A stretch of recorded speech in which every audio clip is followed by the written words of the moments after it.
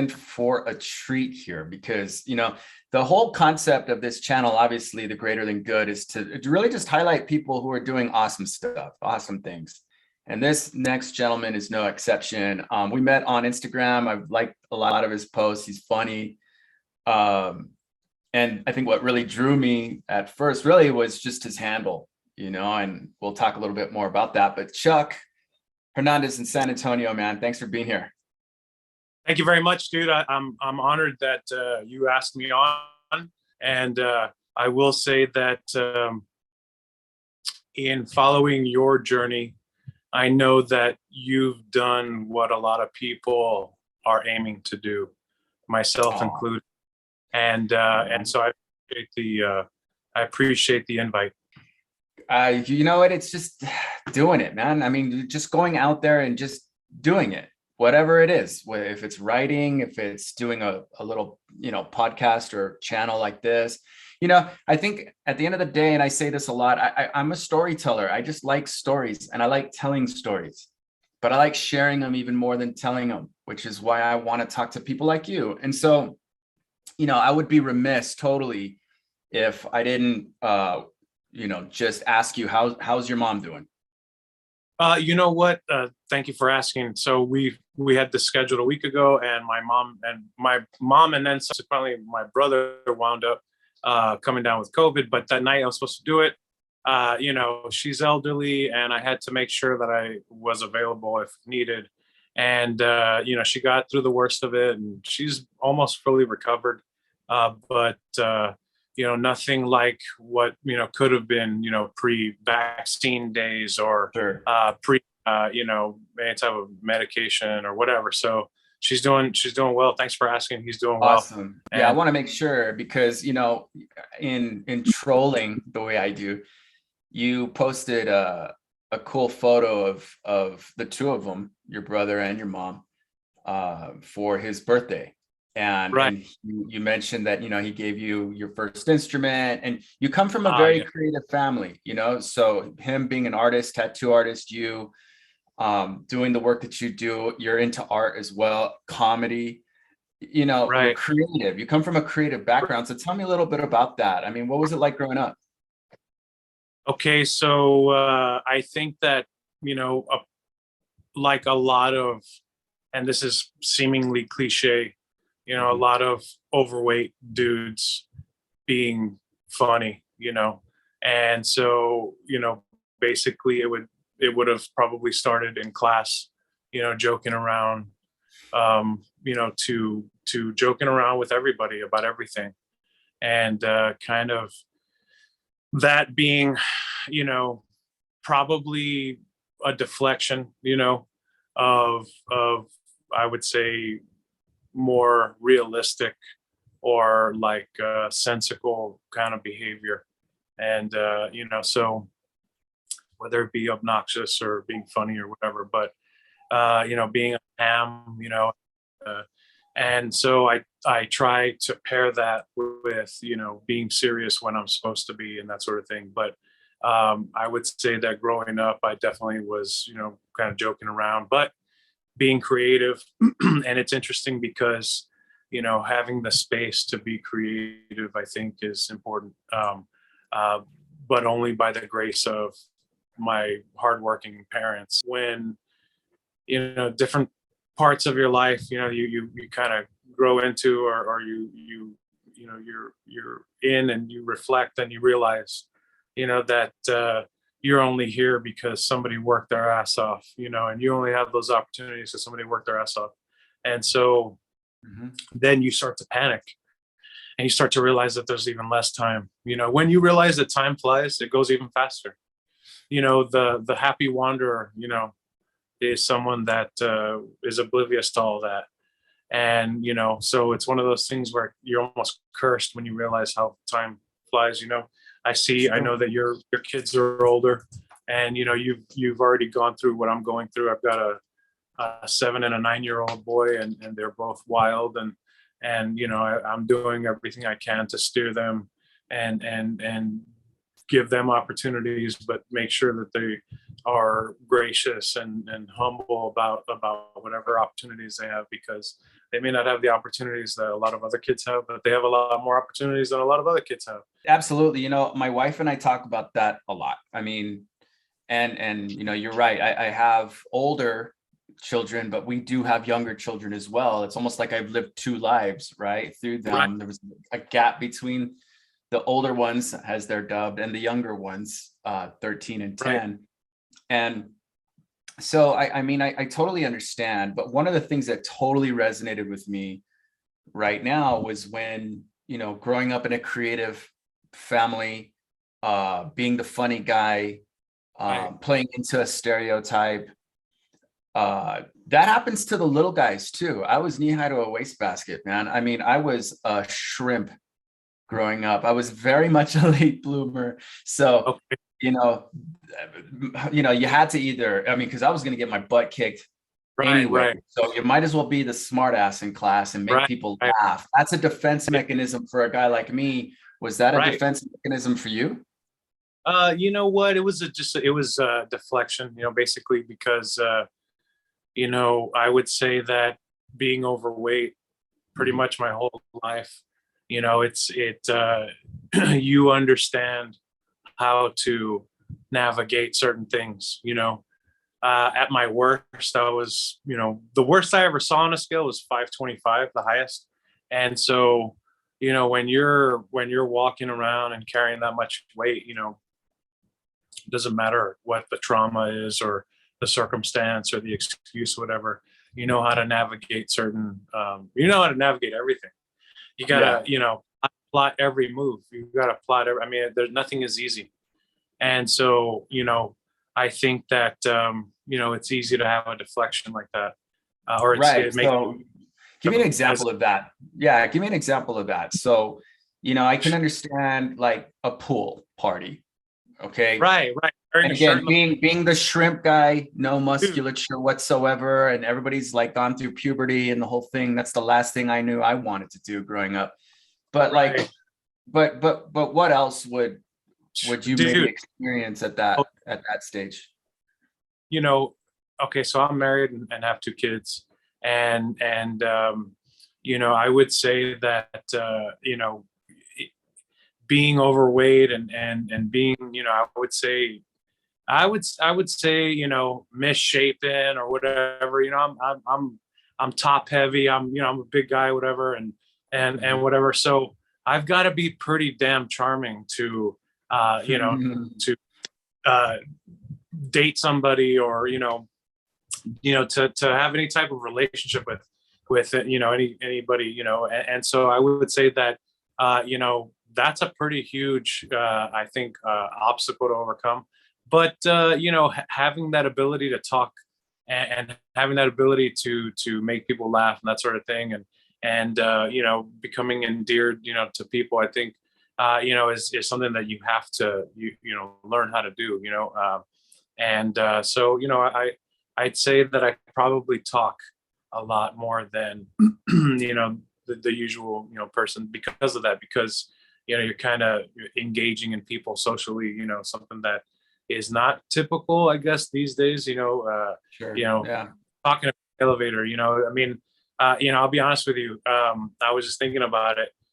Growing up, I loved Seinfeld. I still love Seinfeld. I listen to it while I'm working and realizing, how much you love Larry David, and everything he's done. And I don't know if you're a fan of Seinfeld and Curb Your Enthusiasm, but when you realize your hero and your idol growing up were these people that, were, could be scumbags, at times, George Costanza, a jerk face, but, I was, I loved that show and I loved those characters but there was something endearing about them as well.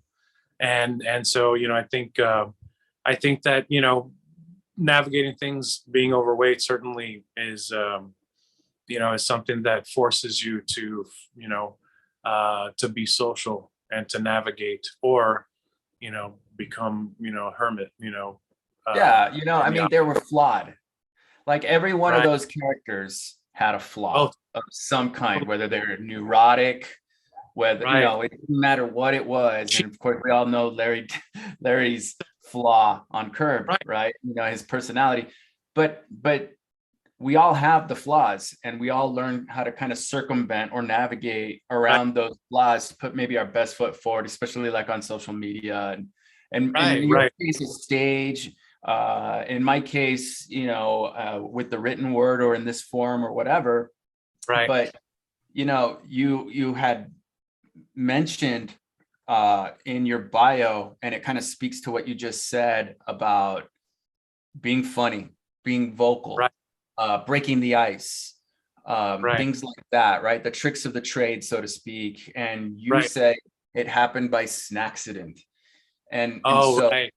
not getting into how you got up to that number 525, I think really interesting here is how did you get down? Okay, so let's Right. talk about that journey. I mean, I think it's a, Right. we can all agree that it's easier to move that scale up. It's a lot harder for Oh, us to come down on that scale. right. So what did you do? So I would say that when I was 525 pounds, I did anything and everything I could to sneak in any type of activity, which at that time was swimming. And Mhm. so I started to swim because that's the only thing I could do. I would wake up at 4:30 a.m. I was in the pool at 5:30 a.m. Or 5:15. I don't remember what time, but it was the East Side Y pre-COVID, Mhm. and at Y in San Antonio. And the only the only Y in accessible in my neighborhood with a pool that opened up that early that was, sensible to go to. So, I was in the pool at 5:30, and I did that for a few months. And then when I could walk more, I started walking more. And you start to put better eating habits, not the greatest eating habits, but better habits Mhm. together with activity. And so what I did was I came up with what I called a manifesto, right? For which was how I'm gonna abide by, this how I'm gonna live. And so I came up with these 10 things that basically I would stick by. And basically I said, if I can do these things, then I'm just gonna, then I will get positive results. So that meant, water only, right? That Right. meant no drive-throughs, no fast food. But the caveat to that, if you're gonna have fast food, eat the better choice on the menu. Be active, right? Just no fried foods, no tortillas, right? When Oh I first no, went to no, you can't say that to me, dude, man. well, so you have to understand, at the time when I came to this realization that I needed to do something, otherwise I jeopardized everything, right? Family, marriage, my life, whatever, right? My ability to be creative, stuff like that. Let alone my health, and my ability to do anything. It was at all costs, right? And so at all costs, I was 525, and my goal was I'm going to get to 200 pounds. And because the high end of my suggested weight for my height was 195, and I thought, well, that's pretty absurd, right? Because I haven't been in the 100s since, I don't know, probably elementary school, quite honestly. And and so I said, at all costs, right? And then you get to certain points and you plateau, and then Mhm. you start to reevaluate, and so 195 or 200 turns into 225. Pardon me. Then 225 turns into 250, and then I get down to my lowest weight, which is about it was 259. And at that point, I got real comfortable because you start to enjoy life. You start to enjoy things that you haven't enjoyed for a long time. Sure. And and so I think that because I got real comfortable, I put some weight back on. And the thing about it is that I knew that my mindset this time was different, but and yet I still gained a lot of weight, a significant amount of weight, in fact, the last time I weighed in, it was at the doctor's several months ago at 330. And so I've gotten back into my activities and that sort of thing.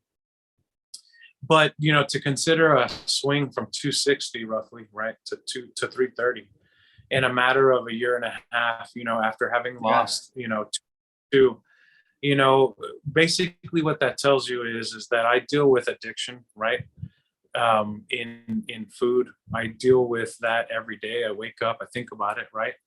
But because I'm conscious of it, I believe that it's something that I can manage.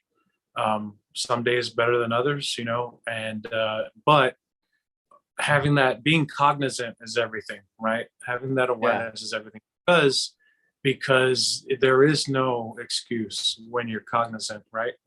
And so, man, I have indulged and I've had a great time, in that weight gain, enjoyed myself, but also realizing that, I need to rein it in. And so, these days I do what I can. I've my family's had certain challenges in the last year or so, like everybody, but I think that, in terms of a long-term mindset, I feel like I'm not the same person that I was, 5 years ago. 5 years ago in May coming up will have been, a point where, I had kind of like realized, I snapped, it's like, oh my God, this is it. I'm my back's against the wall, and I want to be here. I want to enjoy myself. I want to have, I want to enjoy my sons and all that. So Yeah, and it's all about that quality of life. You know what I mean? It's just, but your mindset, I think you kind of really hit the nail on the head when you talk about addiction, because having that just being mindful of that addiction every single day. I know alcoholics, and we've talked about this before. It's the same kind of situation, I mean, when somebody feels like they've got something quote unquote handled, right? They, one little taste of alcohol and they quickly understand that, oh man, I'm going off the rails. Like I can't stop it. Right. So being mindful of what the outcome or what happened the last time, or the relationship that I severed, or the job I lost, or the relationship, whatever, that's kind of what keeps them on this side of good. Right. And just that awareness factor. But, when we want to have that quality of life, when we want to enjoy the life that we've been given and been blessed with, and then now you mentioned your children, you're better now though. I mean, okay, yeah, you're 3 something according to the last a few months ago. Right. But I think, do you take time to give yourself a break and say, okay, all right. Well, see, that's the thing. But now we can move forward now. Right. Well, normal people, and I say normal, I would say people who have their people who have the ability to control their indulgence, right? Or their desire for indulgence. They are able to conduct themselves in between those indiscretions or those vacations or whatever you want to call it, right? Whatever that detour happens to be, that BLT with cheese on the way home, or that coconut cream pie, whatever, it doesn't matter. But the problem is that I was indulging in between those. So you're talking about here's a vacation, or here's a point, a holiday or whatever, where you would indulge, and then to indulge in between the next one, that's the problem, right? Is so indulge, and so that's kind of why, like, I was, I had told my wife, when I was at the brink, I said, listen, I said, she was like, you should just get surgery, whatever. And I was like, well, here's the thing, is if I don't do it this time, if I don't do it, I will get the surgery, whatever surgery that happens to be, gastric bypass, whatever, right? I've got friends that have done it. And so And so, whoop, man, I lost 100 pounds in months, but now 100 pounds to somebody that's 525 pounds is not what 100 pounds is to somebody that's 100 pounds away from their goal. In terms of, your body, where you're at. And so, I realized that I still had a long way to go, but it also made me, and I felt encouraged that I could, continue it. And so what I realize is these days, it's all about just, doing what you can do, right? Um, Within the space that, the universe allows, with the time that universe allows, right?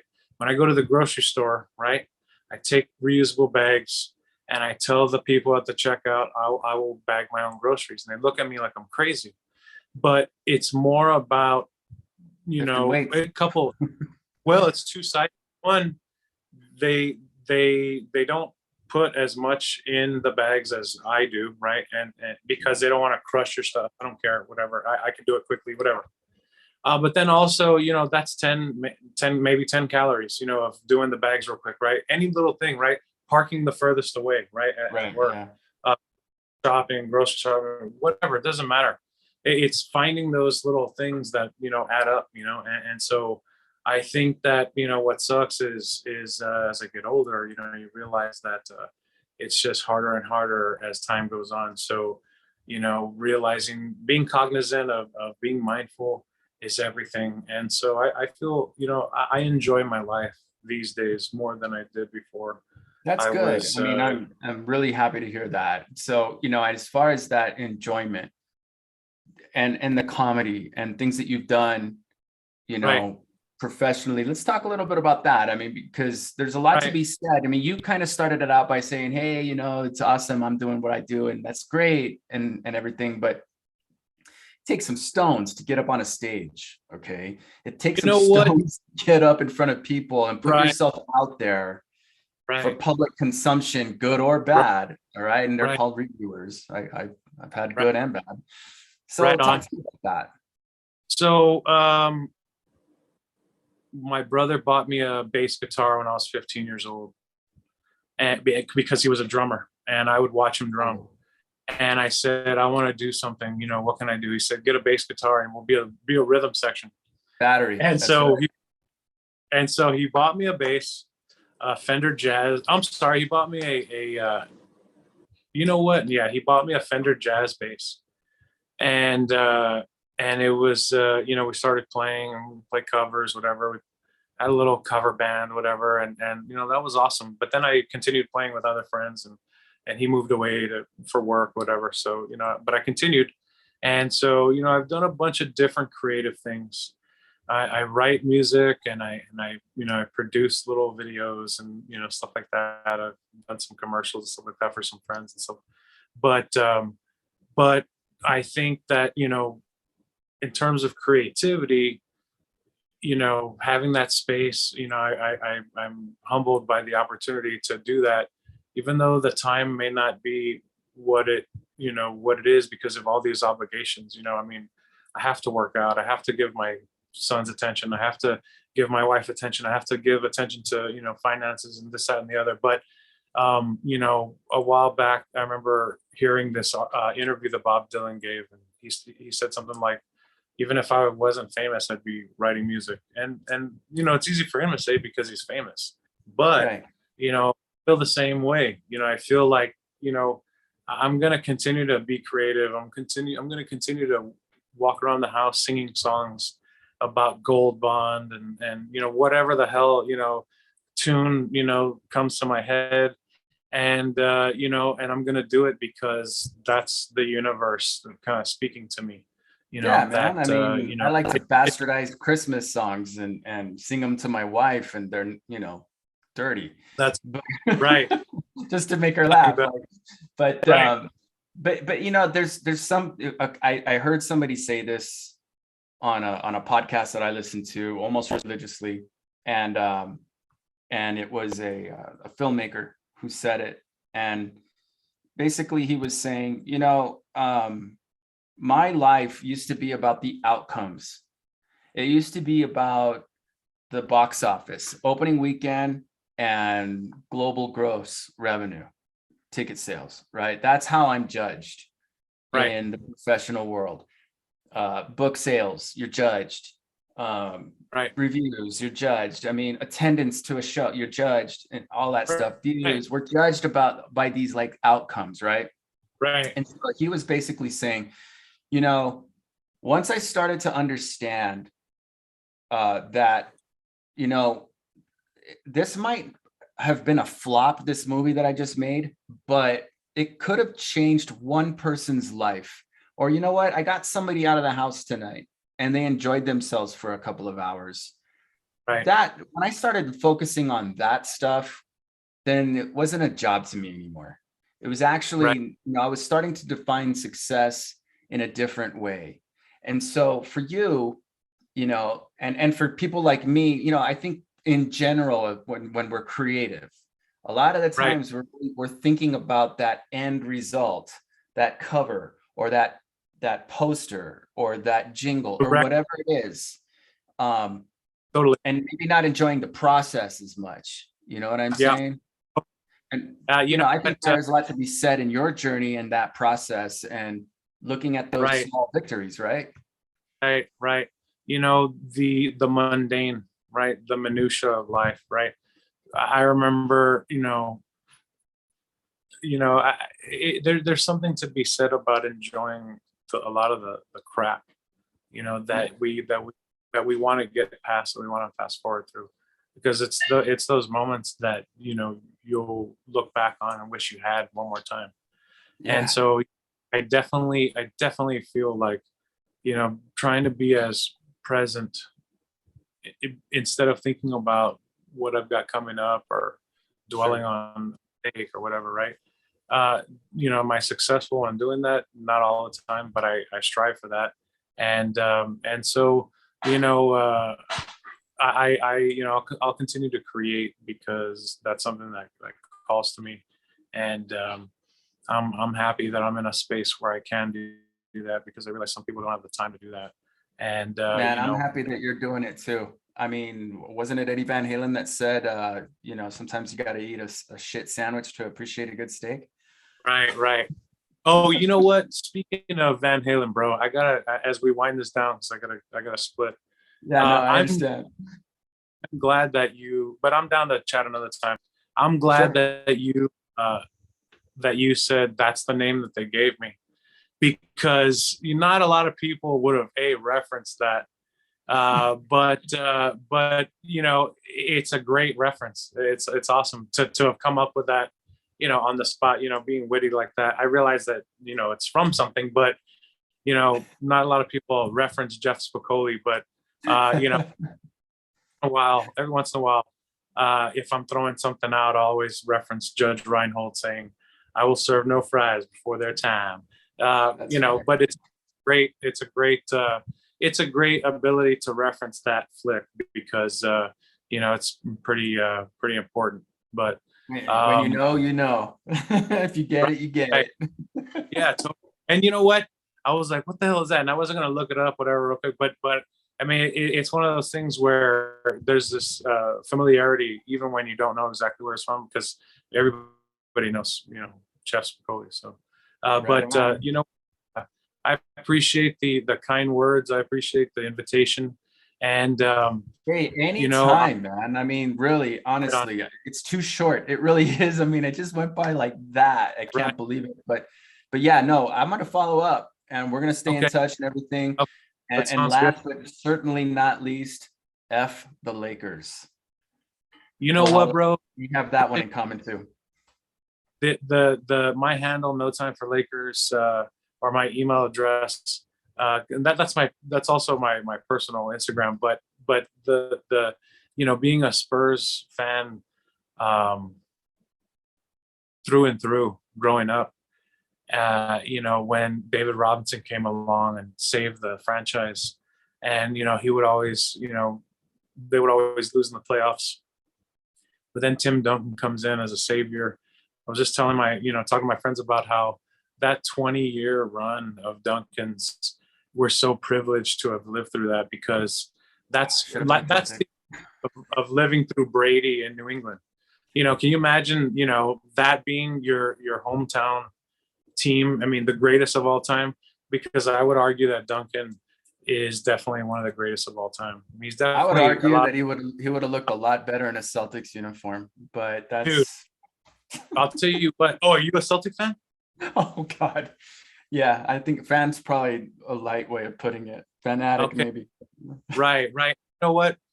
Rick Pitino would have stayed in the NBA had Duncan showed up in Boston. No, you know I'll what? I take think Rick Pitino might have ruined him. He probably would have traded him. it. It's crazy, bro. But that 20-year run was pretty awesome. But despite his greatness and all the great teams he had, the Lakers killed us so many times that it was just like it wasn't one person or whatever. It was just the I despised the I despised their existence, collectively, and how they just were a Spurs killer. In fact, I'll send you a link to a little thing I made, kind of anti-Laker but pro Spur or whatever, and maybe I'll link it in the bio of this video when we throw it up, man. Okay, thanks for inviting me, dude, and I appreciate the time and platform. But let's stay in contact for sure. Awesome. Thanks so much, man. Thanks for joining me on this.